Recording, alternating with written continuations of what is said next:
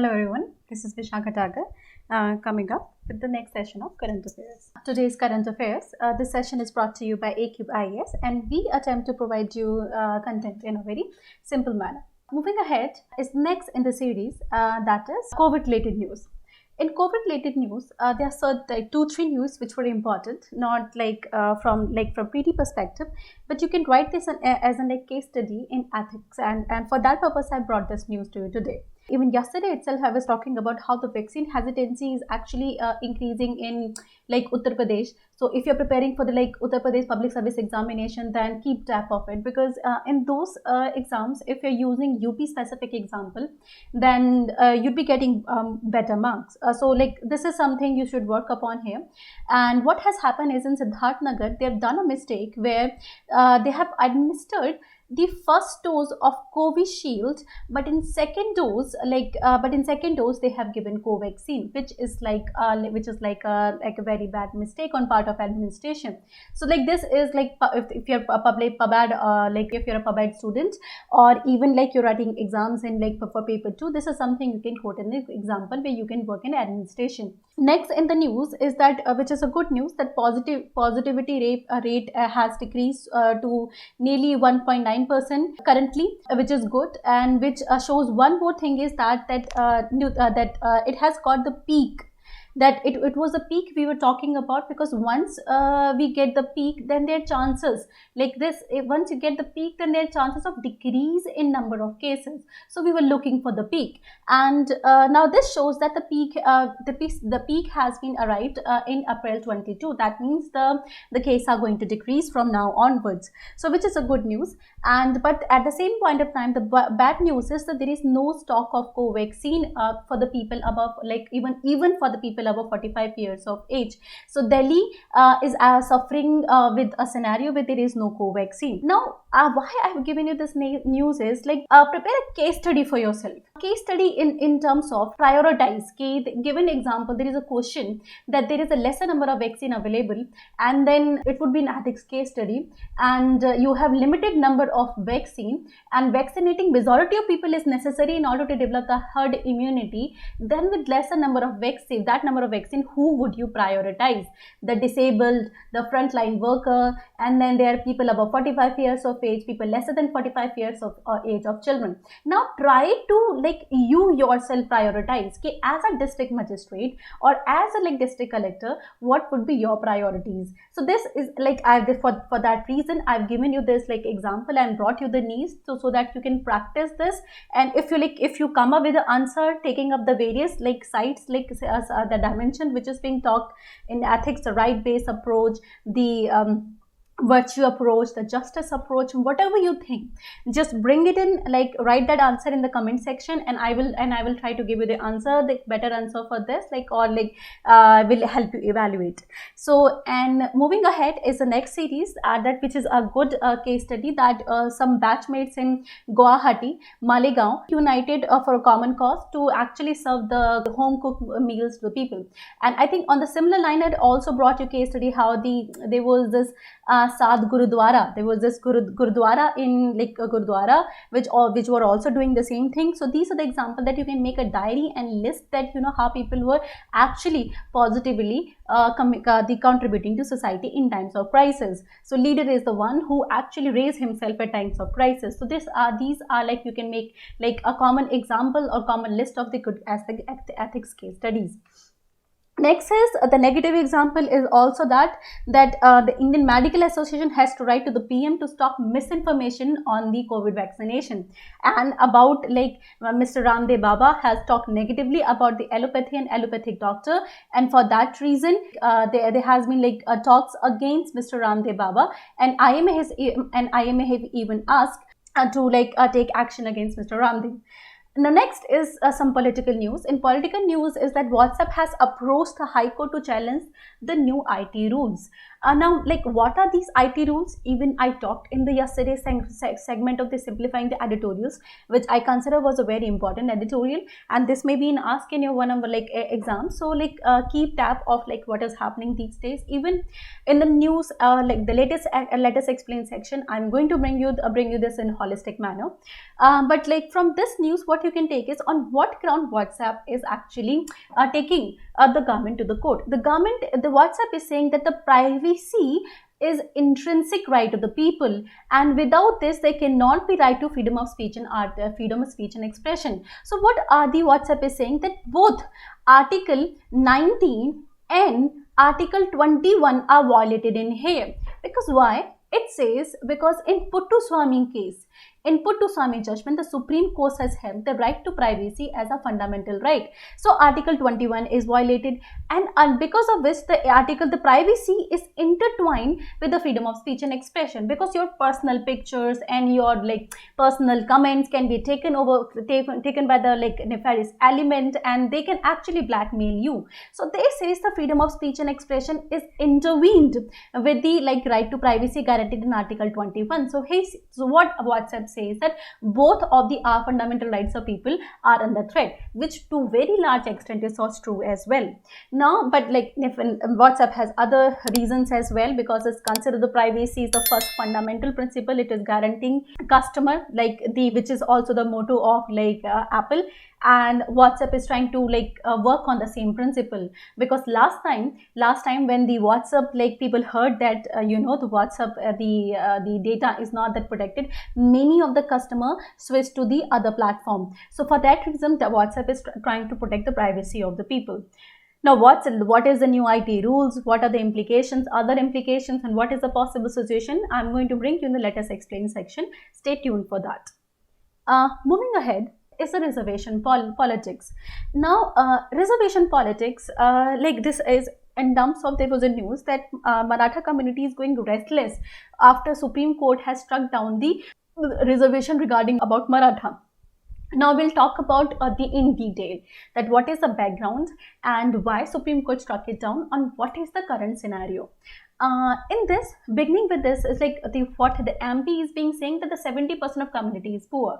Now the story start in 2017. What happened in 2017 was there was this Gaikwad Commission, and Gaikwad Commission recommended the Marathas to be given reservation under social and educationally backward classes. That happened in 2017. But in 2018, accordingly, government also passed a bill providing a 60% reservation to the Maratha communities. And in 2018, Bombay High Court upheld that bill. But what it did, it said that instead of 16%, satisfy yourself with 12% 12% reservation in education and 13% in jobs. So from 16% to 12 and 13%, it came down to this.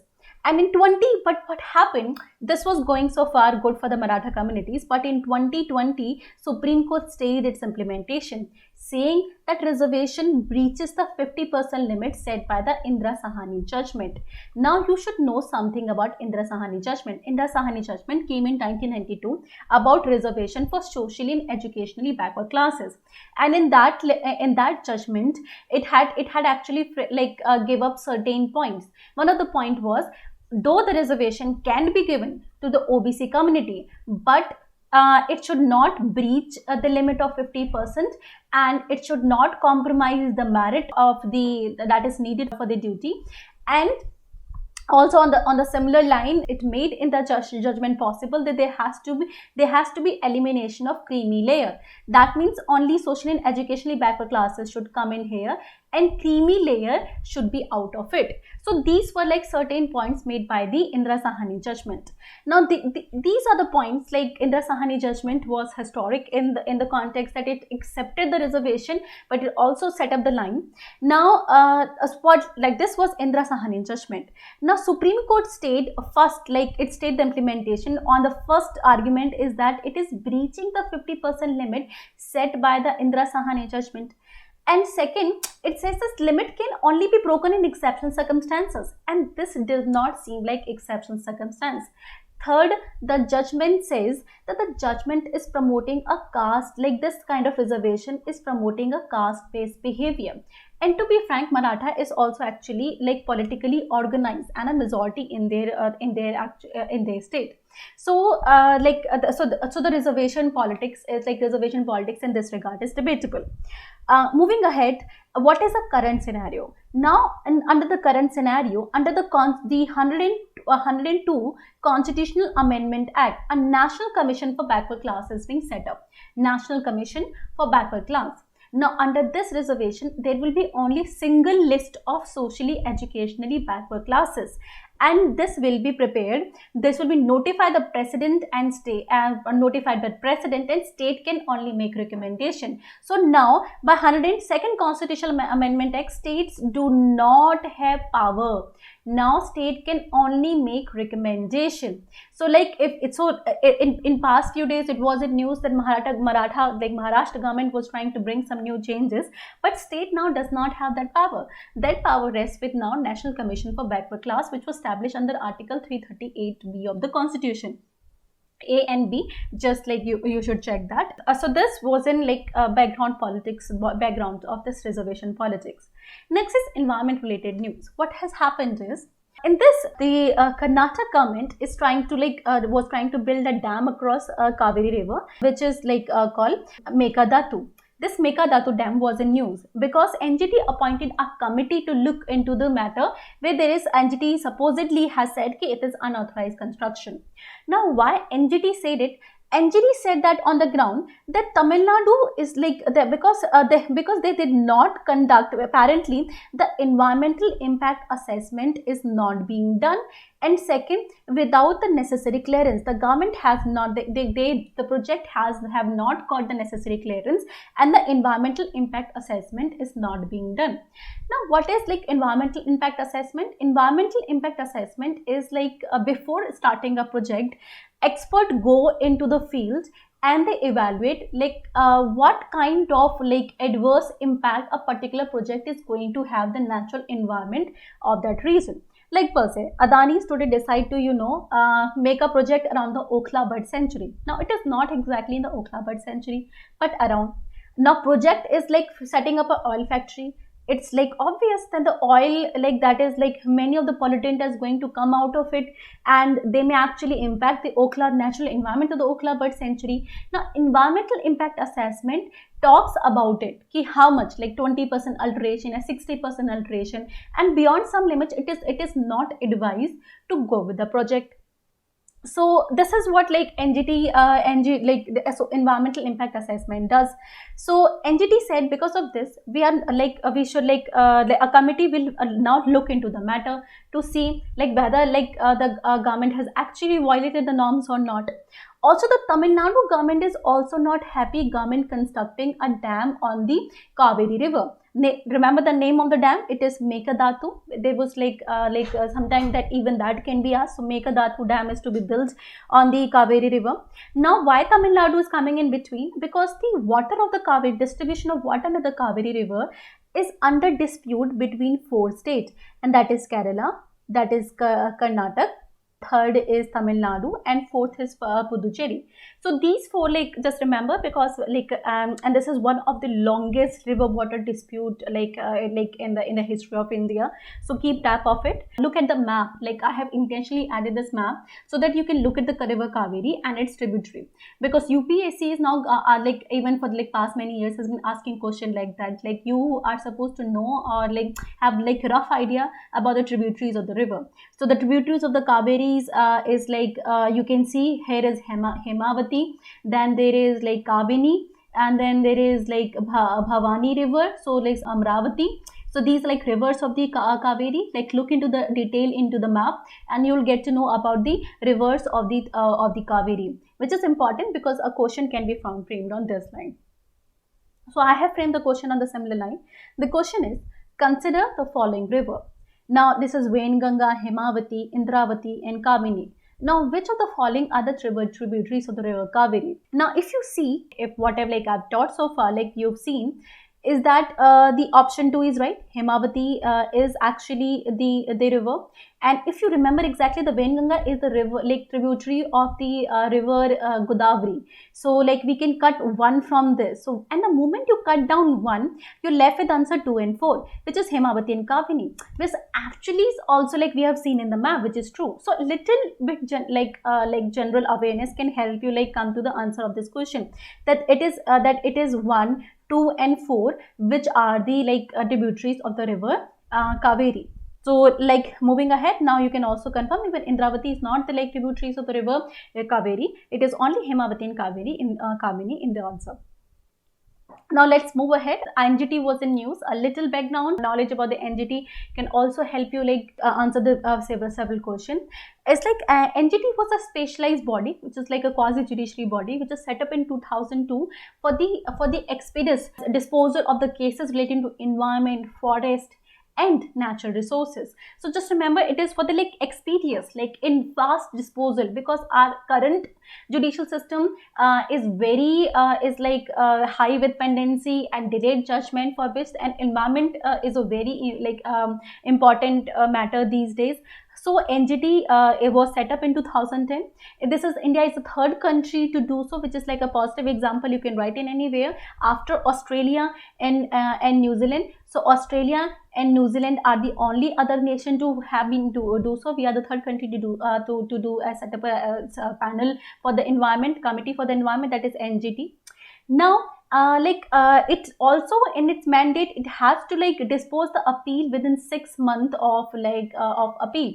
So which is you can see NGT is one of the very proactive organs of the government. You can even see very frequent in newspaper you can see NGT judgment. So little background knowledge of NGT is good for you. And NGT has 5 places of sitting. New Delhi is the principal place, then Bhopal, Pune, Kolkata and Chennai are the other 4 places. Structure of the NGT include a chairperson, and there are some judicial and expert member. Now in the NGT structure, the members should it should always be more than 10 but lesser than 20. So this number of more than 10, less than 20 should be the number of the members in the NGT. So this is the component that you are just supposed to remember. And member hold the office for 5 years, and they are not eligible for reappointment. So this is you should remember for for the autonomy of the institution and fair judgment. For the fair judgment, NGT the security of tenure of 5 years is provided, and they are not eligible for reappointment. Also, the chairperson is appointed after the consultation with Chief Justice of India, and a selection committee is formed with other members. In terms of power, it has jurisdiction over all civil cases involved, which has a substantial question relating to environment. But remember one thing, the Wildlife Protection Act of 1972 is out of its ambit. And this is important. NGT has this is its criticism as well, it despite being a major environmental body, it does not have control over the Wildlife Protection Act, and it cannot take action under this. But yes, the Wildlife Protection Act of 1972 is out of its ambit. Now on the basis of this, let me just give me the answer to this question. Now consider the following. I'm sorry, this is not river. Consider the following acts. First is the Public Liability Insurance Act. Second is Biological Diversity Act. Third is Environmental Protection Act. And fourth is Wildlife Protection Act of 1972. Now, which of the following is under the jurisdiction of NGT, National Green Tribunal? Now, just look at the answer. Now, we know, just like I told you just right now, that Wildlife Protection Act is not in its ambit. So we can eliminate the 4 out of it. The moment we eliminate 4, like here and there, we are left with option A and B. So that means, and 1 and 2 is in both the cases. That means we are we're done with this is Public Liability Insurance Act is there, which actually must have confused. Insurance, it has to do with environment, and it may not be ambits. So it solves this question that this act is there. Then Biological Diversity Act. So, and it's also there. So what we're left is Environmental Protection Act. Now just remember, Environmental Protection Act is a very comprehensive legislation, and it can be easily be part of any environmental initiative. So that's why 3 is part of it, and that's why you can mark the answer B as your solution. So and what very important thing to do there is, just do not listen to me. Whenever a question like this come into you, in front of you, I'm asking this, pause a video for a second, you yourself think about it, give an answer, and then move ahead. So let's move ahead. Next is economic news. The NCLT has given order for the liquidation of the company Devas.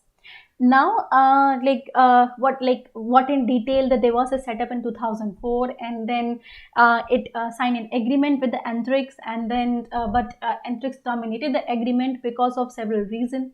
Devas then went to the international the ICE, International Chamber of Commerce, and then it got the judgment in its favor, but then CBI inquiry was conducted against it, and in which it was found as a fraudulent organization. So it was in this regard the NCLT has passed an order. Now the NCLT has passed an order, and it says that the organization was fraudulent, and it signed the agreement on fraudulent ground. Now, like, this entire story is not important for you. You can cite Devas as an example, but what is more important is you need to know about NCLT and need to know about the Anthrax. These are two organizations you're supposed to know about. So first, move ahead with NCLT. NCLT is NCLT we've already talked about. Remember, in the Insolvency and Bankruptcy Code, I talked about there are two adjudicatory bodies. One is Debt Recovery Tribunal, and other one is NCLT. So NCLT is a kind of adjudicatory body. It is a sort of a tribunal or a quasi judicial. It is a quasi judicial body in India, which is adjudicating issues relating to companies in the country. So it deals with issues like companies in the country. It is formed recently, and it's under the provision of Companies Act, under the provision of the Companies Act 2013. Now this is important because I was talking about NCLT in the Insolvency and Bankruptcy Code, but that does not mean NCLT was formed under this. No, NCLT was formed under the Companies Act of 2013, and that's why today I'm talking about NCLT in detail. Now, decision taken by NCLT, there is an appellate mechanism. First, there is NCLT which take the decision, and if you want to appeal, then there is NCLT, National Company Law Appellate Tribunal. Then there is an appellate tribunal. You can go against hierarchy, go above than this, and above this you can actually complain in Supreme Court. So this is the hierarchy, this triangular structure. First there is NCLT, then there is appellate tribunal, and then there is Supreme Court. So this is NCLT, then there is appeal to the appellate tribunal, and then is Supreme Court. Also, when I talked about the NCLT is the adjudicating authority for insolvency proceeding under the Insolvency and Bankruptcy Code of 2016.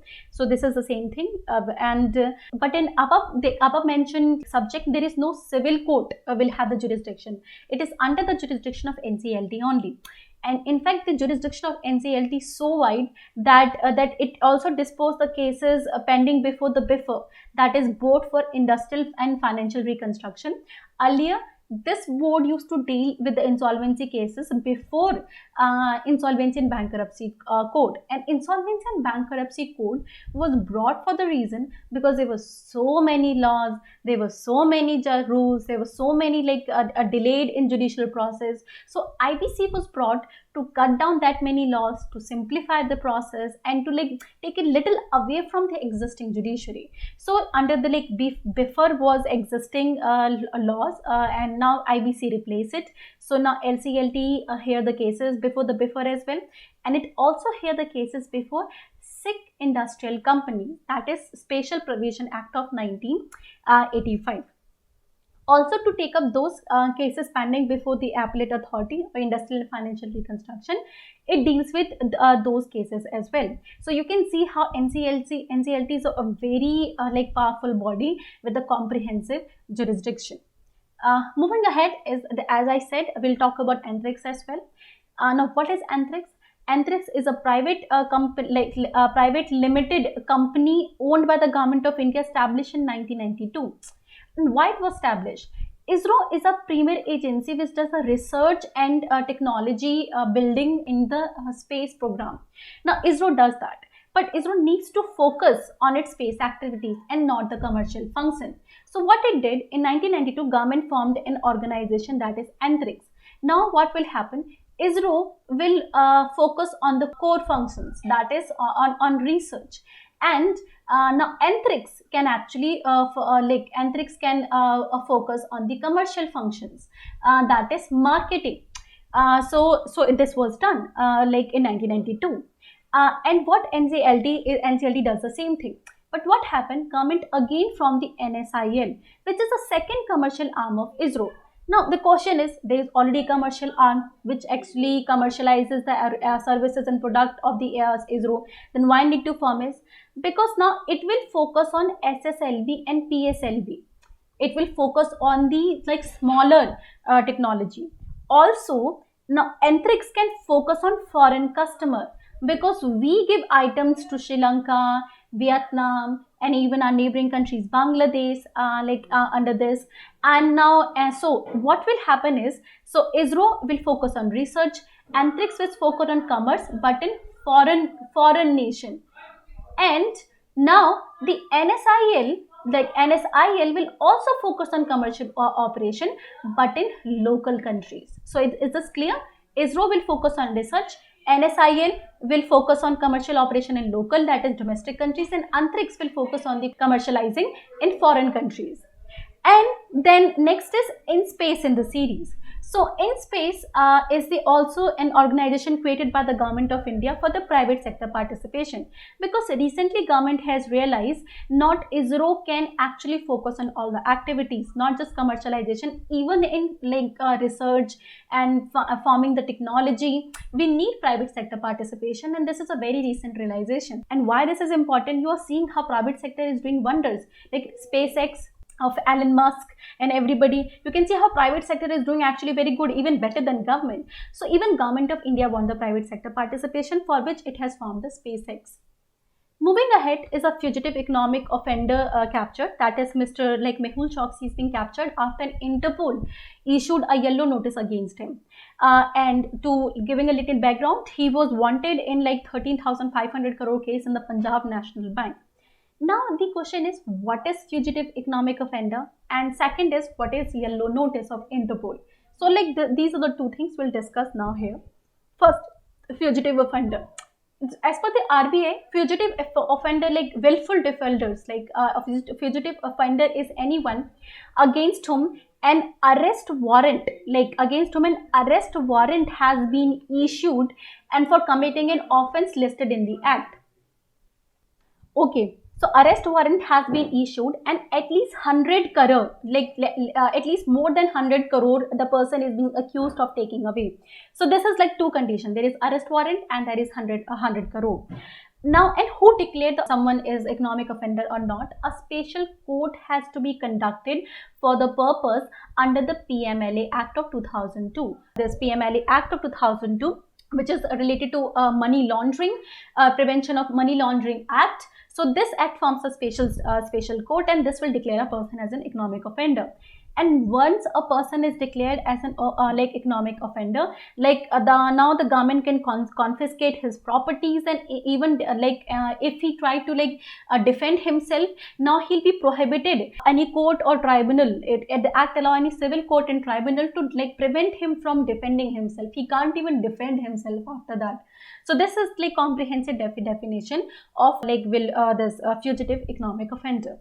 Next is knowing that Interpol notice, because a yellow notice was issued. So we'll discuss what are the different kind of notice that Interpol releases. First, we understand the concept of notice. Now, the Interpol notice are international request for cooperation and alert. First is if somebody is an willful defaulter, in this case, fugitive offenders. Now he has escaped to other countries. We are not able to go in there. So we need the help of other policemen of other country as well. They will have data. They will have local resources. So cooperation in this case, especially terrorist kind of activities. Also an alert, if we know something is going to happen in Saudi Arabia, we would like to inform them as soon as possible about this. So so Interpol is a kind of international police. If you want to understand in lame matter, Interpol is a kind of international police. So it and allow what it does, it actually help in the cooperation of the police to share critical information. Now, this Interpol notice are published by the General Secretariat at the request of the National Central Bureaus. Now, like at the international level, what is national center bureaus? Now, what happened is every like country has set up a national central bureau. Like in India, CBI has been declared. Remember, like few days ago, I was talking about CBI coordinate with the Interpol. So Indian CBI is the national central bureau for the Interpol. So if we have to like declare a notice or we have to coordinate with Interpol, it is with the help of CBI we do. So all the member nations of the Interpol, has to declare one agency as a national central bureau. Now, so like you understand the concept of national central bureau. Every member country has to declare one agency as a national central bureau, which coordinate with the Interpol International. Like this is how coordination is being done. Now, notice are published by the General Secretariat at the request of the National Central Bureau. So like CBI would have made the request and the General Secretariat would have like issued the notice, like and then it is made available to all the members. Like once notice is released, it is made available to all the members that this person has to be found out. Now this notice is not only used by the member countries but also by UN, International Criminal Court, and even International Criminal Tribunal if they want if they want some person, especially in case of human right violation or war crimes, they often need it. Now these are like are for police use only, not for the public use only, but they are used if someone has to be made alert or anything, then the police is also the information is also made available to like public, but otherwise it is used only by police. Now talking about what is Interpol. Interpol is an intergovernmental organization, like I said, it is like an international police and which work by collaborating with the agencies agencies of the member countries. How many member countries it has? It has 194 member countries. And every member country hosts a national central bureau. As I talked about, India has CBI as a national central bureau. A little light on different kind of notice. As we said, we saw in the news that again Mr. Choksi, the yellow notice was released. It is for the missing person. So he was a missing person. He went away from our country. Red notice is for the wanted person. In some criminal case, if the person is to be wanted, then red notice. If warning is to be given and for the intelligence, then it is green notice. If someone is of imminent threat, then it is red orange notice. If additional information is needed, then it is Interpol blue notice. If mode of operation is required, then purple notice. And if unidentified body is found, then it is black notice. It is noticed by the UNSC, then it is blue notice. So with this, we are done with today's news. I hope we've got good information from this. Thank you so much for staying with me. Stay at home, stay healthy, and stay safe.